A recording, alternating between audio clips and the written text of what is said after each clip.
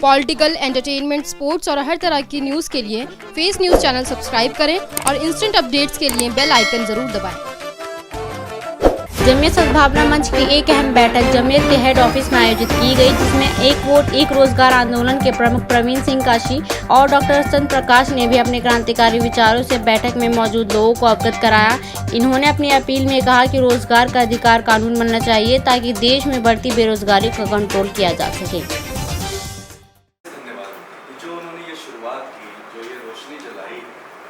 देश में जो नफरत की आवाज़ लगातार बढ़ती जा रही, नफरत कम करने की जो कवायद शुरू हुई इस कार्यालय से, जो इस ज़मीन से, वो बहुत ही जितनी भी तारीफ की जाए वो कम है। देखिए, हमने बचपन में जो है, मेरा घर जो है गाजीपुर है, बनारस। मतलब बिना रोटी के भजन भी नहीं होगा। मतलब जिस परमात्मा की आप आवाज़ कर रहे हैं ना, रोटी चाहिए। रोटी की जो बात है, वो रोटी कैसे चाहिए? रोटी फेंक के नहीं चाहिए। रोटी फेंक के भी दी जाती है और रोटी कुछ कमा के लाई जाती है। तो हमको जो रोटी चाहिए वो संविधान में एक बात लिखी है, क्योंकि हम लोग एक संवैधानिक देश में रहते हैं, तो हम कोर्ट भी करेंगे तो संविधान को, क्योंकि उसी के दायरे में हम देश में अपना काम करते हैं। संविधान का अनुच्छेद है 21, वो कहता है साफ साफ कि देश में इंसान को जीने का अधिकार है। पर जीने का अधिकार कैसे है? हमारे बीच में तपस्वी जी जो है एडवोकेट है और कानूनी भी पढ़ाई पढ़े हुए मैडम भी हैं, उन्होंने कहा कि जीने का अधिकार है, उसको सुप्रीम कोर्ट ने इंटरप्रेट किया कि सम्मान के साथ जीने का अधिकार, ऐसे नहीं कि फेंक के। तो सम्मान के साथ आदमी जिएगा कैसे? इज्जत के साथ इंसान कैसे जिएगा? आज के समय में इज्जत से जीने के लिए आपको 2 पैसा चाहिए। बिना पैसे के 2 पैसे के आपको घर में भी इज्जत नहीं मिलेगी, समाज में भी इज्जत नहीं मिलेगी। तो वो जो 2 पैसा है वो हम कमा के लेना चाहते हैं, ठीक? तो उसके लिए हमारे देश के संविधान में कोई कानूनी प्रक्रिया नहीं, कोई भी हमारा अधिकार नहीं कि जिसके तहत हम ये कहें कि हमें काम मिल जाए। देखिए, बहन जी ने एक बात बहुत बढ़िया कही कि लिफाफे का काम एक आइडिया हो सकता है, ठीक? देश में तमाम स्कूल से तमाम कॉलेजेस हैं जहां पढ़ाया जा रहा है और नौजवान बच्चों के दिमाग में एक से एक बेहतरीन आइडिया है। काम करने के लिए बहुत सारे आइडिया, विचार बच्चों के दिमाग में और बुजुर्गों के दिमाग में, सबके दिमाग में। लेकिन उसको एग्जीक्यूट करने के लिए, उसको क्रियान्वित करने के लिए आपको साधन संसाधन चाहिए होंगे। बिना उसके कोई भी आइडिया नहीं चलेगा। अब तो वक्त ये हो गया कि पहले तो सिर्फ पुरुष पढ़ते थे, महिलाएं, लड़कियां मजबूत भागीदारी के साथ पढ़ रही, तो रोजगार के अवसर और बढ़ाने की बात है। रोजगार के अवसर जो है लगातार कम होते जा रहे, प्रयास कम नहीं हुआ। आपने अपने घर से निकले तो आपने बहुत सारे प्रयास शुरू कर दिए। तो ये कहना कि जनता ने प्रयास नहीं किया, ये एक तरफा हो जाएगा। हमने ये नहीं कहते कि जनता ने प्रयास, जनता की तरफ से भी ढिलाई होगी, लेकिन सिर्फ ये एक तरफा बात है कि जनता के ऊपर तोहमत डाल देना कि जनता नहीं कर रही इसलिए काम उस पर नहीं है, काम के अवसर भी नहीं है। ये बात हमें हमारे सरकार, हमारे एडमिनिस्ट्रेशन, हमारे गवर्नमेंट को स्वीकार करना पड़ेगा। तो जो हम इसे संविधान के साथ जोड़ने की जो बात कह रहे हैं, हम ये कह रहे हैं कि रोजगार का अधिकार, राइट टू वर्क, जो जावेद साहब ने कहा, ये जो है हमारा फंडामेंटल राइट बने, ये कानूनी अधिकार बने, ताकि कोई महिला भी अपने घर में किसी आगे हाथ न फैलाए। हमारे देश की आधी आबादी महिलाओं की है ना? और आज भी 2 से 3% महिलाएं ही होंगी जो आत्मनिर्भर होंगी, जो हमारी एडवोकेट मैडम की तरह होंगी, जो अपने दम पे अपना कर लेती होंगी। 5% महिलाएं होंगी, 95% महिलाएं अभी भी निर्भर हैं। सच है ना? तो उन 95% महिलाओं की जो स्थिति है वो हाथ फैलाने की किसी के सामने फैलाते हो। जो हमारे छोटे भाई हैं या कोई भी है परिवार का आदमी, वो रोज जो है अपने जिंदगी में मुश्किल हालात से गुजरता है किसी न किसी रूप में। तो अगर ये रोजगार का कानूनी अधिकार बनाया जाता है तो सबसे पहला काम हो जाएगा कि जो संविधान ने हमारा, बाबा साहब अम्बेडकर का जो संविधान है, कहा कि सम्मान के साथ जीने का अधिकार देता है, वो संविधान और ये देश जो और पुख्ता हो जाएगा। इसलिए रोजगार का अधिकार, रोजगार के कानूनी अधिकार बनाना बहुत जरूरी है, क्योंकि ये देश लोकतांत्रिक देश है, ये देश लोकतांत्रिक है ना। लोगों के इस देश का एक ही विज्ञान है और कोई विज्ञान नहीं। ये हमारे वोटों से सरकार बनती है और टैक्स से चलती है, इसके अलावा कोई विज्ञान नहीं है इस लोकतंत्र में। वोट देते हैं 5 साल में, उसी से बनती, चाहे वो कोई भी बने सरकार।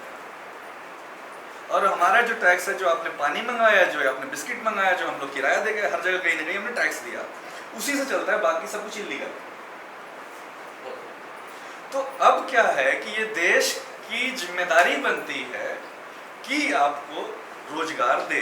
जब हम रोजगार दे बोलते हैं तो बहुत लोगों के दिमाग में बात जाता है कि भाई सरकारी नौकरी मांग रहे होंगे, ये भी बहुत स्पष्ट करना जरूरी है ना। ऐसा ही बात जाता है, लोग कहते हैं ये लग रहा है कि मांग रहे एसएससी की नौकरी, रेलवे की नौकरी, फौज की नौकरी।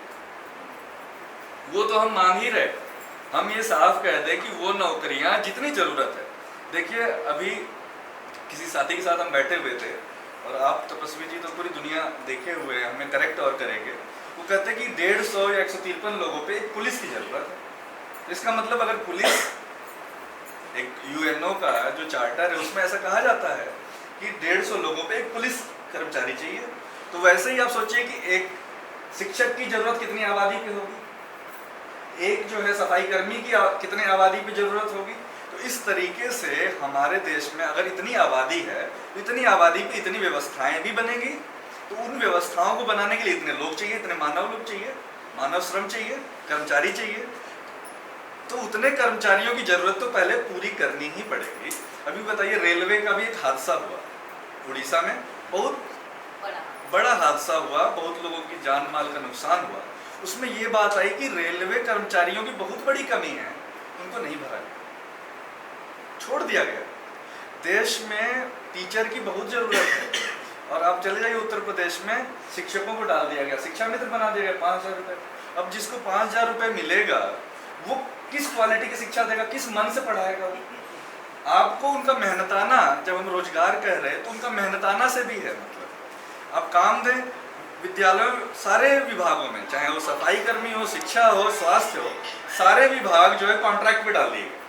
इस देश में सारे विभाग कॉन्ट्रैक्ट पे डाल दिए और कॉन्ट्रैक्ट की जगह ये कर दिया गया कि वो कॉन्ट्रैक्ट से भी बुरी हालत पे हो गया।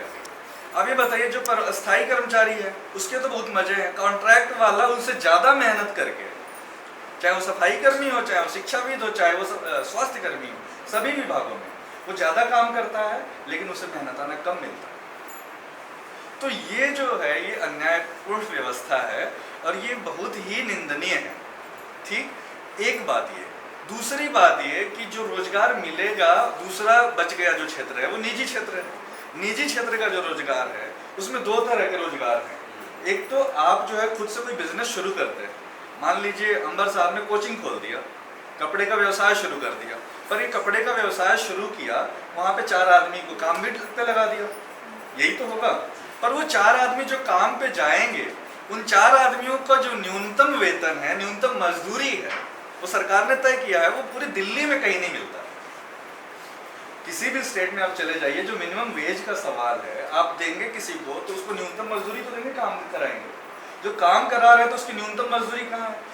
आप पूरी दिल्ली देख लीजिएगा, हर जगह पे आप दिल्ली, आपके पास सबके पास मोबाइल फोन है, उसमें देखिए कि न्यूनतम वेतन कितना है। आपको मिल जाएगा कि स्किल्ड लेबर का 20,357 रुपया, सेमी स्किल्ड का जो 18,000 रुपया और अनस्किल्ड का मिलेगा 16,000 रुपये के आसपास। आप पता कर लीजिए, हमारी बहनें नर्सिंग का कोर्स करती हैं बहुत सारी, हमारे भाई जो ITI का कोर्स कर रहे हैं, सब लोग स्किल्ड है। आज के समय में अधिकांश लोग स्किल्ड लेबर है। किसी को 10 मिल रहा, किसी को 11 मिल रहा, किसी को 12 मिल रहा, किसी को 9 मिल रहा। यही है ना बहन जी? अब ये बताइए कि आपने सीधा उसका 10,000 रुपये का, उसको तो कमा रहा है, मेहनत में तो उसने कमी नहीं की ना। आपने जो काम मांगा, उसने काम किया, उसका मजदूरी पूरा क्यों नहीं? तो जब हम काम की बात करते हैं तो काम के साथ मजदूरी, पूरी मजदूरी की बात कर रहे हैं। टीचर भी बहुत सारे पढ़ा रहे स्कूलों में, उन्हें कोई 3,000 5,000 रुपये देके काम चला रहे लोग। आंगनबाड़ी की हमारी माताएं बहनें हैं, हमारी जो माताएं दाई का काम करती हैं देश में, हमारी बहुत सारा काम और सबसे ज़्यादा काम करती है। और जो काम नहीं कर रहे, मैं खास तौर से बताऊं, हमारे देश में जो मातृशक्ति है, घर का सुबह का पहला बर्तन धोने के बाद रात का आखिरी बर्तन धो के वो सोती है। कम से कम 8 घंटे का कठिन श्रम है और उसका कोई मेहनताना नहीं। ये शर्म की बात, कोई मेहनताना नहीं होता और उसको डांट गाली और हर एक चीज़ डोमेस्टिक वायलेंस का सामना करना पड़ता है। तो इसलिए राइट टू वर्क जरूरी है। राइट टू वर्क कानून क्यों जरूरी है, उसका आधार है। अगर हम लोकतांत्रिक व्यवस्था की बात कर रहे हैं तो हमें पूरी आबादी के मान सम्मान की बात करनी पड़ेगी। और मान सम्मान खाली मुँह ज़बानी नहीं, उसको जो है आपको आर्थिक जो मेहनताना है वो पूरा देना पड़ेगा। तो हम इसीलिए कह रहे हैं कि निजी क्षेत्र में भी जो मेहनताना है वो पूरा मिले। और जो बच्चे, देखिए जो फैक्ट्रियाँ कंपनियाँ ना, कुछ लोग हैं जो अपने पैसे से चला सकते हैं जी। अधिकांश देश जो है गरीब है, कोई फैक्ट्री नहीं शुरू कर सकता। तो जो व्यवस्था बनाई गई है इसमें कि भाई आप मुद्रा लोन ले लीजिए, आप जो है प्रधानमंत्री लोन ले लीजिए। जब हम लोन लेने जाता है वो नौजवान या कोई भी, वहाँ पे बैंक मैनेजर लोन नहीं देता, कहता है गारंटी दो। गरीब आदमी को गारंटी क्या देने के लिए? फिर जो है वहाँ पे मैनेजर के पास एक टाउट है, कोई दलाल बैठा हो, वो कहेगा हम 5% लेंगे, फिर मैनेजर साहब भी 5% लेंगे, 10% ले लेंगे वो वहीं पे। अब जो नया कोई अगर ठेलिया भी लगाना चाहता है, उसे 1 लाख रुपए का लोन मिला, 10,000 दे दिया, 90,000 रुपये में बिजनेस कैसे करेगा? एक तो उसके पास कोई स्किल नहीं है बिजनेस करने की, पर उसने हिम्मत जुटाई कि चलो मैं ठेलिया लगाऊंगा ठेला। पर 1 लाख रुपए के लोन में 10,000 रुपये उसने पहले नुकसान सह लिया काम करने से पहले। तो ये हमारे हिंदुस्तान का कि कैसे ये भी व्यवस्था ठीक हो। तो आइडियाज हैं सबके पास। एक गांव में चले जाइए, बेकार से बेकार आदमी भी 10 आइडिया दे देंगे आपको कि ये काम कर लो, पर करें कैसे? ये कोई नहीं बताता करे कैसे, साधन कहाँ से दोगे, संसाधन कहाँ से दोगे। ये व्यवस्था सरकार को ही करनी होती है, वो करे। इसके अलावा जो हमारा काम है खेती बाड़ी पे, वो कामों के बारे में भी किसानों ने बात की कि MSP दे दो, न्यूनतम जो है आप मिनिमम सपोर्ट प्राइस दे दीजिए। तो गलत तो है नहीं, किसानी ने अभी हमने जो भी खाया किसान का बनाया हुआ है, उसको मिल जाए तो अपने देश का ही तो होगा। तो इससे बड़ा राष्ट्रवादी बात तो कुछ है नहीं। देश के हर एक इंसान, मतलब हर एक इंसान को इज्जत की जिंदगी देने की अगर बात है तो वो इस कानून के बगैर नहीं हो सकता। इसीलिए हम लोगों ने राइट टू वर्क को, हमने एक कैंपेन शुरू किया, उसका नाम हमने रख दिया बहुत ही साधारण भाषा में, 1 वोट 1 रोजगार आंदोलन। 1 वोट 1 रोजगार आंदोलन इसीलिए रखा क्योंकि इस कानून बनाना है ना, कानून तो संसद में बनेगा और संसद में हमारे सांसद बनाएंगे, वो वोट तो हमारे लेंगे। हमारी संख्या सबसे ज्यादा बेरोजगार है, महिलाएं सबसे ज्यादा बेरोजगार है, काम सबसे ज्यादा, बेकारी सबसे ज्यादा। तो हमारा वोट रोजगार कानून पे हो, तो जो रोजगार कानून बनाएगा हम उसको वोट करेंगे। देखिए पिछले कई सालों में मैंने सुना है सभी लीडर के मुंह से कि मुझे वोट दे दो और मैं दूंगा रोजगार। अभी यही चल रहा है, पहले कलम से मैं रोजगार देता हूँ, मुझे वोट दे दो। हम कह रहे हैं, ये सुन सुन के हम थक गए। हमें रोजगार कानून की बात करोगे तभी, क्योंकि हम कोर्ट जा सके। बेरोजगार होने की स्थिति में हम नेताजी के घर जाएंगे, मिल जाएगा रोजगार, जिसने भी वादा किया हो आपसे दे देंगे रोजगार। इसका लीगल होना चाहिए, कानूनी पक्ष बनना चाहिए, ये कानूनी अधिकार बनना चाहिए, ताकि हम सीधा अगर बेरोजगार होने की स्थिति में हम जा सके कोर्ट में। हम मैडम को पकड़ लेंगे, वकील हैं, हम बेरोजगारों के वकीलों को भी फीस मिल जाएगा। कम से कम कोर्ट में इतने बेरोजगार हैं, रोज वकीलों को काम मिल जाएगा। तो हमारा ये कहना है कि ये जो है कानूनी अधिकार बनाने के लिए हमें ही प्रयास करना होगा, क्योंकि 1 वोट 1 रोजगार नाम रखने के पीछे कारण ये था कि वोट जो है ना, इसमें कोई जाति और कोई धर्म भी नहीं है। ये कश्मीर से लेकर कन्याकुमारी तक हम सब वोटर ही हैं पॉलिटिकली। हाँ जी, इसमें किसी जाति का नहीं, न किसी धर्म का पक्ष है, हर न महिला है न पुरुष है। आप भी, आपका वोट मेरा वोट बराबर है। इंसान इस वोट के मामले में बराबर है, बाकी चीजों में बहुत ऊंचा बड़ा है। भाई अंबानी है और कोई चपरासी है। तो हम लोग ये प्रयास कर रहे हैं, एक शुरुआत है। हम लोगों ने कोशिश ये कर रहे हैं कि ये इसमें एक एक इंसान को जोड़ा जाए और ये बात बताई जाए कि जो लोग भी इज्जत की ज़िंदगी जीना चाहते हैं वो रोजगार कानून से ही उनको गारंटी मिलेगी, लीगल गारंटी। बाकी नेताओं के भाषणों से कोई गारंटी नहीं मिलने वाली है। और भाषण जो है पिछले कई दशकों में लगातार दिया जाता है ना, तो ये ज़रूरी है। इसलिए मैं जावेद साहब का बहुत धन्यवाद दूंगा जो कि इन्होंने हम लोगों को यहाँ पे एक मौका दिया बात रखने का, क्योंकि इस बात में जो है कोई भी इंसान बच न जाए जिसके साथ न्याय ना हो। और यहाँ पे कोई भी ऐसा नहीं है इंसान जो चाहता है कि अन्याय हो, शोषण हो। और ये मैं फिर से मदनी साहब का धन्यवाद देता हूँ यहाँ पर जो इन्होंने मौका दिया कि, और सभी साथी, मुश्ताक भाई ने कहा कि रोजगार पे बात नहीं हो रही, पर रोजगार पे बात नहीं, रोजगार कानून पे बात होगी अब। और उसके लिए हम लोग 9 जुलाई को जंतर मंतर पे जन संसद कर रहे हैं। नई पार्लियामेंट बनी है, ठीक है जी, नई पार्लियामेंट बनी है। उस नई पार्लियामेंट में रोजगार कानून को पास किया जाए, ये बिल पेश किया जाए, उसकी शुरुआत हम लोग, ये एक माहौल शुरू कर रहे हैं, एक बात बता रहे लोगों को कि भाई हमें ये कानून उस पास करिए। उसके लिए एक जो है जन संसद हो जिसमें सभी लोग, आप सभी लोग का होना जरूरी है। क्योंकि सिर्फ अगर बात हो जाएगी ना कि मुझे तो बहुत पीड़ा है बेरोजगारी से, इससे बेरोजगारी नहीं दूर होगी। तंगी है, दुख ही है, इस बात कहने से ये नहीं दूर होता। इसका समाधान करने के लिए हम लोगों को कुछ न कुछ करना पड़ेगा। वो कुछ शुरू हुआ है, वो कुछ ही शुरू हुआ है। हमारी ताकत अकेले से तो कुछ नहीं है। जावेद साहब से हम लोगों की ताकत बढ़ गई, सच बताएं तो, कि ऐसे लोग हैं जो कि सुनना चाहते हैं, बताना चाहते हैं, रखना चाहते हैं, तो इनसे हमारी ताकत कई गुना बढ़ गई। तपस्वी जी ने 4 गुना और बढ़ा दी। इन्होंने कहा कि हम तो संघर्ष करेंगे इसके लिए। इनका आशीर्वाद हमारे लिए बहुत बड़ा है। इनका इलाज हुआ है, उसके बाद भी ये यहाँ बैठे हुए, मैं इनको विशेष धन्यवाद दूंगा। इस उम्र में ये जो प्रयास किया इन्होंने, पूरे हिंदुस्तान की तरफ से इनको धन्यवाद कि सद्भावना के साथ रोजगार की भी बात हो रही। और फिर से मैं कहूँगा, भूखे भजन न होए गोपाला, जिसका भजन हो सकता है वो कर ले, अधिकांश लोगों का नहीं होगा। तो 9 तारीख के लिए हम लोगों को आपकी तरफ से मैं सबसे हाथ जोड़ के एकदम निवेदन कर रहे हैं कि इसमें क्या हो सकता है वो बता दें। कैसे लोग 9 जुलाई को, क्योंकि 20 तारीख से पार्लियामेंट का सेशन शुरू होने वाला है 20 को, तो उससे पहले हम लोग ये सभा करके हम लोग चाहते हैं कि ये बात तब तक नेताजी लोगों के चला जाए। रोजगार कानून, रोजगार नहीं, राइट टू वर्क की बात, मिनिमम वेजेस की बात कर रहे हैं, न्यूनतम मजदूरी की बात कर रहे हैं। अगर ये नहीं होगा, हमने भैया यही देखा कि बेरोजगारी की स्थिति में, अपनी बात को लास्ट में समाप्त करने वाला हूँ, बेरोजगारी की स्थिति में, गरीबी की स्थिति में हुआ क्या समाज में, नौजवान जो है अवसाद में जा रहे, डिप्रेशन में, उसका असर ये है नशे में जा रहे हैं। बहुत बड़ी संख्या में नौजवान नशे में, ड्रग्स की तरफ जा रहे हैं, ठीक है।